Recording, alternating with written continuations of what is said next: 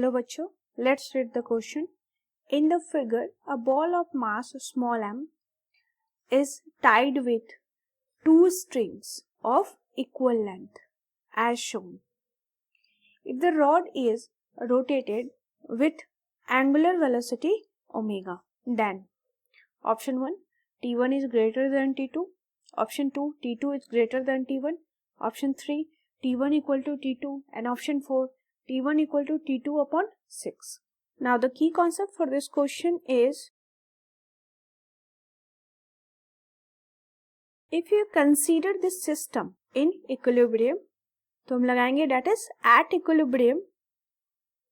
अगर ये सिस्टम आपका इक्विलिब्रियम में है तो F net force equal to 0 होगा.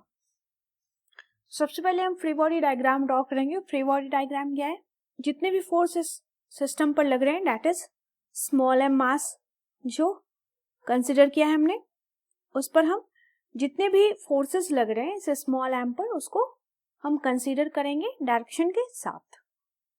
तो सबसे पहले यहाँ mg लग रहा है डाउनवर्ड में, that is the weight of m. Next दो स्ट्रिंग है T1 एंड T2 जिसका टेंशन है, तो टेंशन का डायरेक्शन देख लेते हैं. T1 हो जाएगा, ये डायरेक्शन है एरो से देख रहे हैं, एंड T2 का direction away from the m.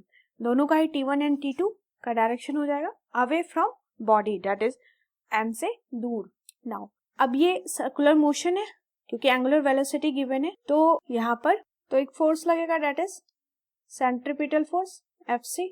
अब हम देखेंगे यहाँ पे T1 एंड T2 इसका कंपोनेंट ब्रेक करेंगे हम, वेक्टर कंपोनेंट.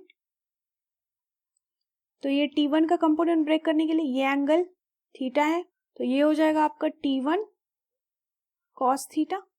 ये एंगल अगर थीटा है तो ये हो गया T1 cos theta, that is base वाला कंपोनेंट. और एक हो जाएगा Fc के अलाउंग, दैट इज T1 sin थीटा. बट इसको ड्रॉ करने की जरूरत नहीं है क्योंकि वर्टिकल कंपोनेंट ऑफ फोर्सेस ही देखना है. T2 का भी कंपोनेंट ब्रेक करेंगे हम, तो ये एंगल आपका थीटा, तो ये एंगल थीटा. तो यहाँ पर T2 का एक और कंपोनेंट, T2 का एक component that is T2 cos theta, ये mg के ही अलोंग होगा. और जिधर T1 का sin थीटा वाला कंपोनेंट था उधर ही T2 का भी sin थीटा का कंपोनेंट हो जाएगा. ठीक है, वेक्टर रिजोल्यूशन जस्ट हम कर रहे हैं. तो अब हम यहाँ पे देखेंगे vertical component of forces, that is net force in vertical direction.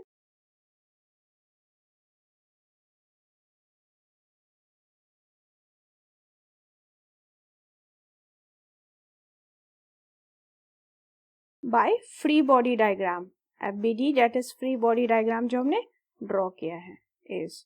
तो वर्टिकल कंपोनेंट देखें तो यहाँ अपवर्ड में T1 cos थीटा काम कर रहा है, डाउनवर्ड में एक mg है और दूसरा T2 cos थीटा. तो हम लिख सकते हैं जितना अपवर्ड में फोर्स होगा उतना ही डाउनवर्ड में होगा, दैट इज F नेट 0 का यही मतलब होता है कि नेट फोर्स 0 है, मतलब जितना ऊपर है उतना ही डाउनवर्ड में भी है. तो दैट इज अपवर्ड में फोर्स है हमारे पास T1 cos theta, downward that equal to downward में फोर्स है T2 cos theta plus mg. उसको सॉल्व कर देंगे तो T1 तो ठीक है, cos थीटा को हम राइट साइड शिफ्ट कर देते हैं, तो T1 equal to T2 cos theta से cos थीटा कैंसिल हो जाएगा plus mg divide by cos theta. अगर हम अपने फ्री बॉडी डायग्राम से देखें तो as theta is less than है 90 से, यानी ये जो डिनोमिनेटर में जो वैल्यू है ये cos theta that is positive होगा, तो cos थीटा यहाँ पे इज पॉजिटिव. तो ये जो पूरी वैल्यू है that is mg upon cos theta, तो ये कुछ पॉजिटिव वैल्यू आएगी.